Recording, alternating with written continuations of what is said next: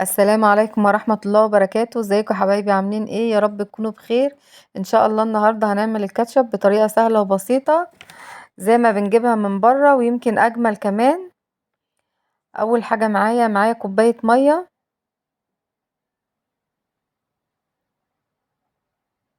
احنا هنعملها من غير طماطم خالص، وهتلاقوا طعمها زي ما بنشتريها من بره.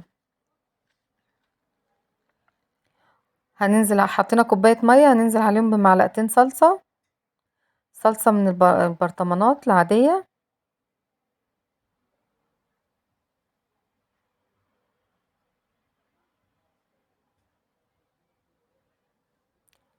الطريقة دي سهلة وبسيطة، احسن ما نجيب الطماطم ونسلقها ونقشرها دي سهلة وبسيطة وما فيهاش اي افتكاسات، والتوابل بتاعتنا بسيطة خالص. بعد ما قلبناها كده في المية، هننزل بقى بالتوابل بتاعتنا. التوابل بتاعتنا فلفل اسود وبابركة وملح، كل حاجة نص، ومعانا معلقة سكر كبيرة. معلقة سكر، معلقة ونص كده، بس المعلقة الكبيرة. لكن بابركة والفلفل الاسود والملح نص معلقة صغيرة. هندوبهم كده ونقلبهم كويس. كل ده النار والعة عليهم.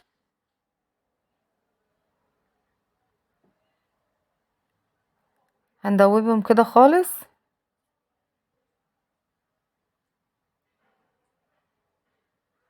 وبعد كده هننزل معانا معلقتين خل كبار، معلقة كبيرة، 2.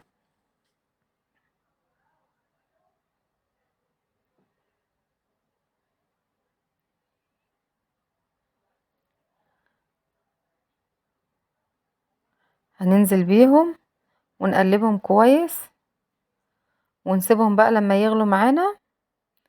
وادي دلوقتي بعد ما غليوا معانا نص كوباية مية، عليها معلقة نشا كبيرة. هندوبها في قلب المية زي ما انتوا شايفين.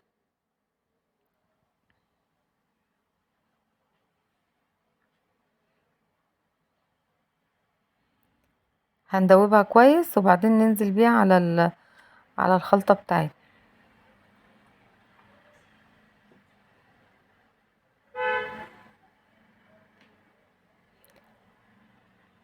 احنا بنعملها كده بس عشان تدينا القوام زي بره. انتوا عارفين النشا هتخليها ايه؟ تتقل. هنفضل نقلب فيها بقى على نار هادية لحد ما تتقل معانا زي ما انتوا شايفين.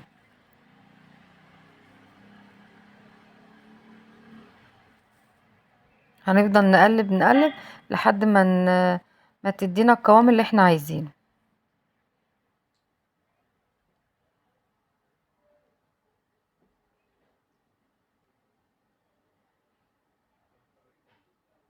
اهي ودلوقتي زي ما انتوا شايفين تقلت معانا. وبعدين هي كل ما تقعد هتتقل، كل ما تقعد في التلاجة هتتقل.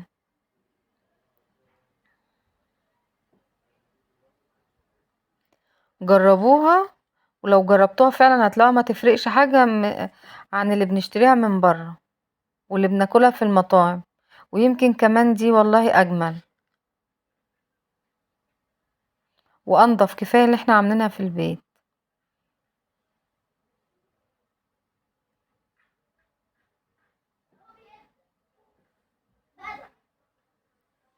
كده خلاص، هي خلاص كده اتعملت معانا.